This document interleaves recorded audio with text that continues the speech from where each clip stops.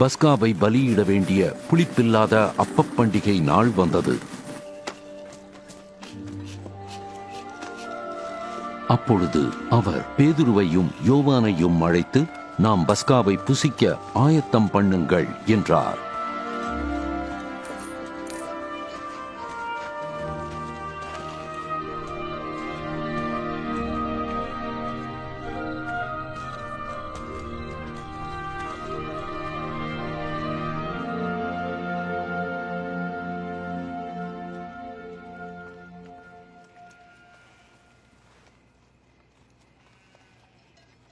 நான் பாடுபடும் முன்னே உங்களுடன் கூட பஸ்காவை புசிக்க ஆசையாயிருந்தேன். உங்களுக்கு சொல்லுகிறேன், தேவனுடைய ராஜ்யத்திலே இது நிறைவேறும் அளவும் நான் இனி புசிப்பதில்லை.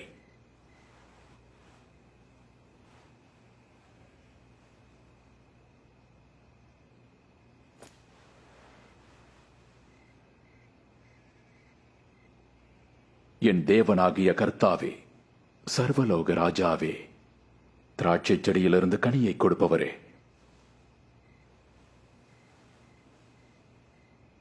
இதை வாங்கி உங்களுக்குள்ளே பங்கிட்டுக் கொள்ளுங்கள்.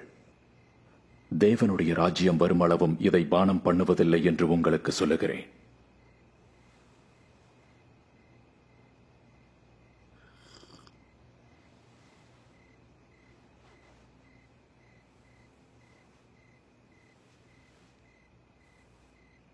என் தேவனாகிய கர்த்தாவே, சர்வலோக ராஜாவே, பூமியின் பலனில் அப்பத்தை தருபவரே,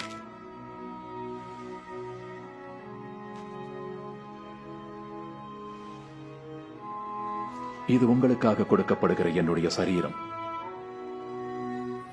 என்னை நினைவு கூறும்படி இதை செய்யுங்கள்.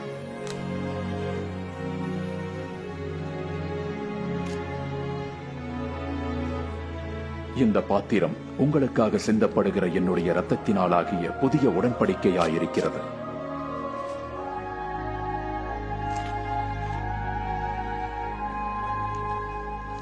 ஆனால் இதோ, என்னை காட்டிக் கொடுக்கிறவனுடைய கை என்னுடனே கூட பந்தியில் இருக்கிறது. தீர்மானிக்கப்பட்டபடியே மனுஷகுமாரன் போகிறார். ஆனால் காட்டிக் கொடுக்கிற மனுஷனுக்கு ஐயோ. நானா? அப்படி இருக்க முடியாது. ஆண்டவரே, யார் இது? நான் உம்மை விட்டு ஒருபோதும் விலக மாட்டேன்.